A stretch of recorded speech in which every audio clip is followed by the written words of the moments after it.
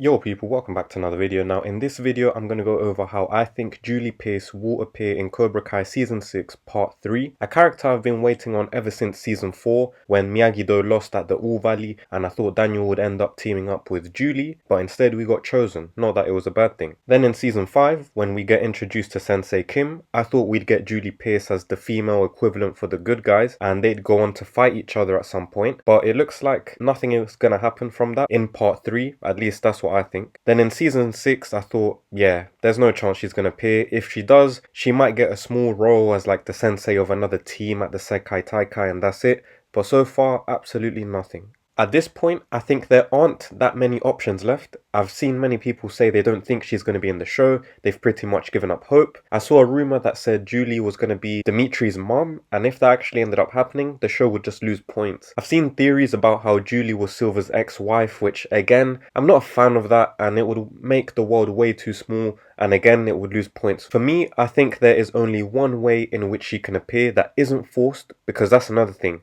As much as I would like her to appear, if it's just going to be forced, I'd rather she's not be in it. However, as I was saying, there is one storyline she can fit in, and it's with the Daniel finding the truths about Mr. Miyagi. It's been said that they both know each other already because they met at Mr. Miyagi's funeral. I think when Part 3 picks up, Daniel is just going to forget about the whole Sekai Taikai and focus on the whole Miyagi mystery to get some closure. I think Daniel will go and search for Julie Pierce, and that is how they'll cross paths. I highly doubt that she's living at the Valley, otherwise we would have already crossed paths with her already. She was born in Boston, so the likelihood is that she's probably in Boston, and it would also make sense as to how she's not heard of any of the buzz regarding the All Valley Championships, Cobra Kai, Miguel breaking his spine, all of that stuff, because she's literally on the other side of the country. I think Julie's introduction would bring the story full circle for Mr. Miyagi and for the Karate Kid franchise ahead of the upcoming release of the new film. Every character would have finally shown up from the Karate Kid, all the relevant ones at least, and had a part to play in the storyline for Cobra Kai. And more importantly, we'd get that Daniel and Julie connection on screen. So the reason Julie may know more from Miyagi's past is because he may have just had a lot more serious conversations with Julie, considering she lost both of her parents and her granddad,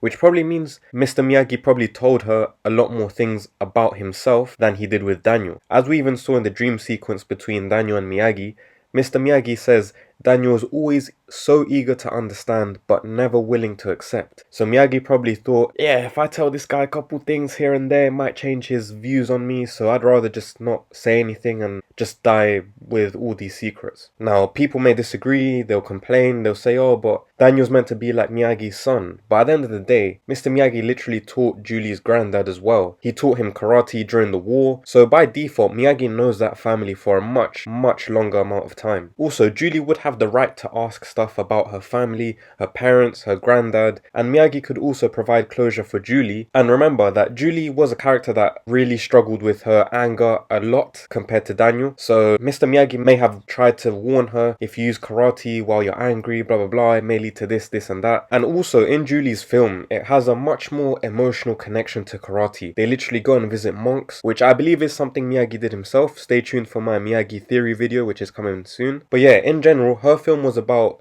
that emotional connection to karate, how you can use karate just to improve your life in general, as opposed to Daniel, which was defeating your bullies. So in Part 3, I think Julie will tell Daniel about the times her and Miyagi spoke. Maybe she won't know everything, like the robbery stuff, but she could fill in some of the blanks, like the Sekai Taikai death. Maybe it could be about the lessons Miyagi taught the granddad and how the karate was far more aggressive because it was needed during the war. And that in itself would show us how Miyagi adopted, improved and evolved his karate based on his emotions at the time, based off the scenarios that were going on in the time that he was in. Also, it could show us how his hatred and his anger will have led him to do bad stuff, such as killing someone at the Sekai Taikai. But as always in life, it will highlight that redemption is always possible no matter how bad you messed up. He went from kill someone with aggressive karate to teaching Daniel LaRusso and passing down a whole generation worth of karate through someone that wasn't even in his family, despite his family traditions. But yeah, as always, let me know your thoughts down below in the comments. Do you think we will see Julie Pierce in Part 3? Do you have a different theory of how we'll see her, how she'll show up? I'd appreciate if you could hit that like button and sub to channel, as we are less than 10 subscribers away from 900 subscribers.